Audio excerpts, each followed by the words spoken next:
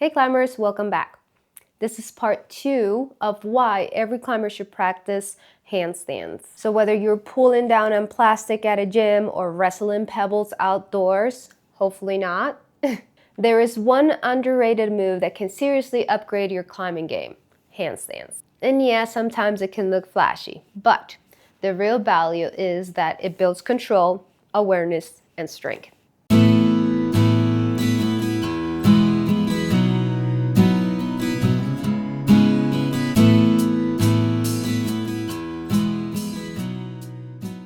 Now, why should climbers practice handstands? On the first video, I briefly gave some of the reasons why, along with foundational movements to practice. Now I'm going to go just a little deeper on why it's beneficial. Let's begin with shoulder stability and strength.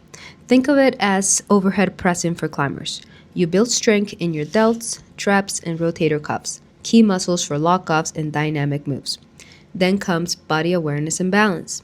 In climbing, knowing where your center of gravity is can be the difference between sticking a crux or falling off it. Handstands dialed in your proprioception, your sense of where your body is in space. Now, core control. Every good climber has a strong core. Handstands demand full body tension. Think of it as a slow motion upside down toe hook. Then we have wrist and forearm conditioning. You're strengthening the connective tissue in your wrist and forearms, which help with injury prevention, especially for boulders and fingerboard fans.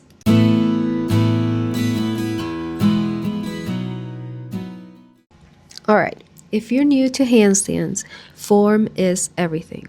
Before we kick up, let's talk about alignment. Wrist directly under shoulders. Eyes between the hands, not looking forward. Pelvis in neutral, not arch or tilted. Ribs tucked, not flared. And point your toes, engage your glutes and quads. Think of stacking joints, like building a stable tower.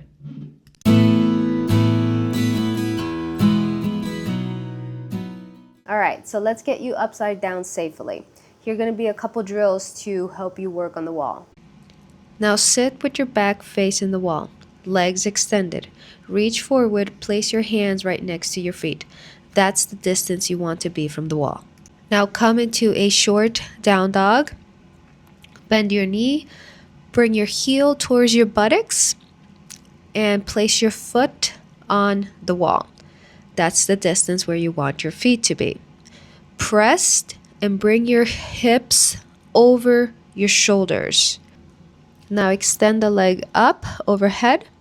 And from here, I want you to feel the difference of how the tilt of your hips, of your pelvis, influence your posture. So keep your toes on the wall, but bring off your heel only.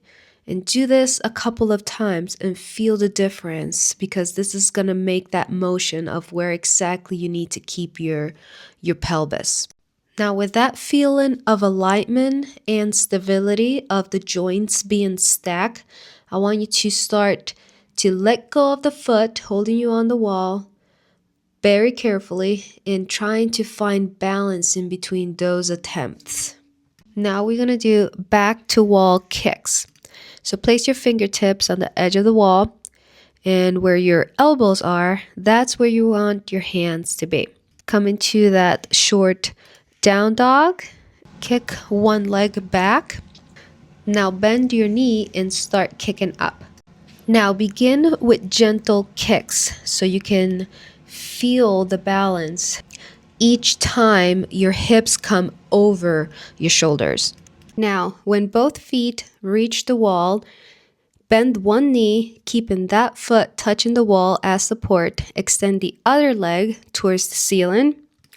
And I want you to play again with tilting your pelvis in and out. So you start to begin to have a feeling of what it is to have all joints stacked. So you're using balance and not strength to hold a handstand.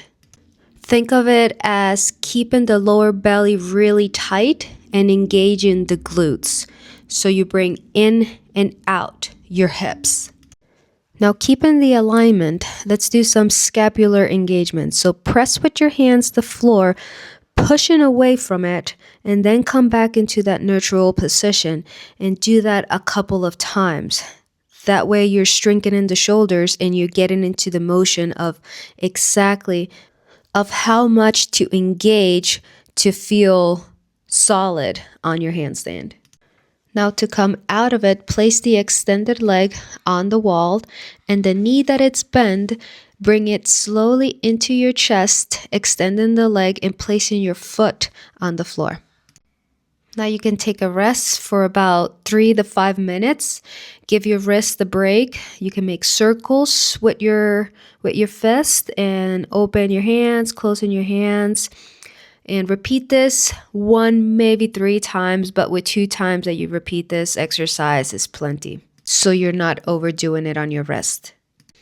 Now, the next exercise is going to be one leg hops. So this is going to be very playful. We're going to try to hold a handstand maybe for 2-3 seconds just to feel the balance.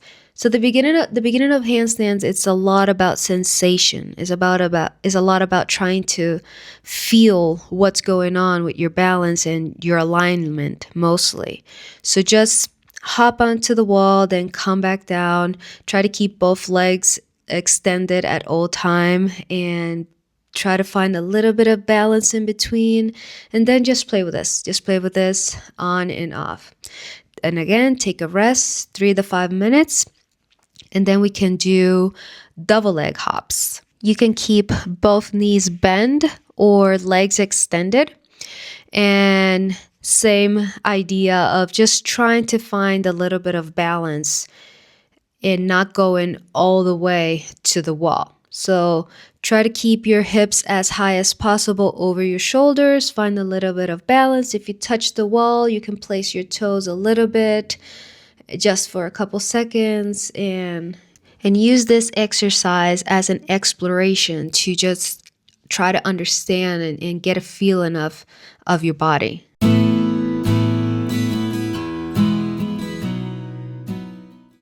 Now, after warming up the joints with a little dynamic sequence routine, I go to warm up the muscles.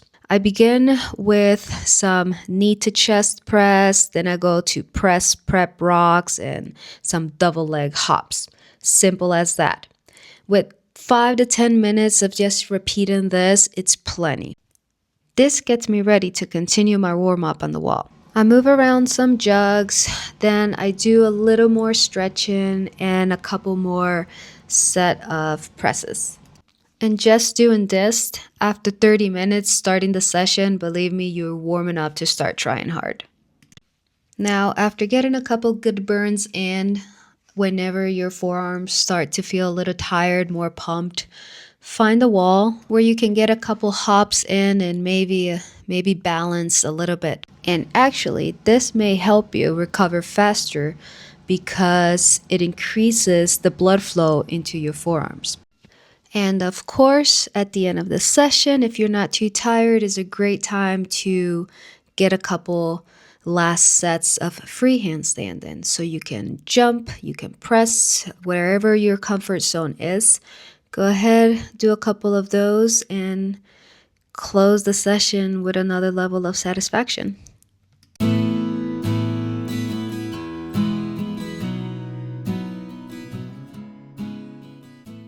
Handstands are awesome, but like anything, more isn't always better. Overdoing it can lead to wrist strained, shoulder overused, and fatigue that will affect your climbing session. So start slow. 2-3 short sessions a week will be plenty. Quality over quantity. If this helped you out, hit that like button, subscribe, and let me know how your handstand journey is going. See you next time.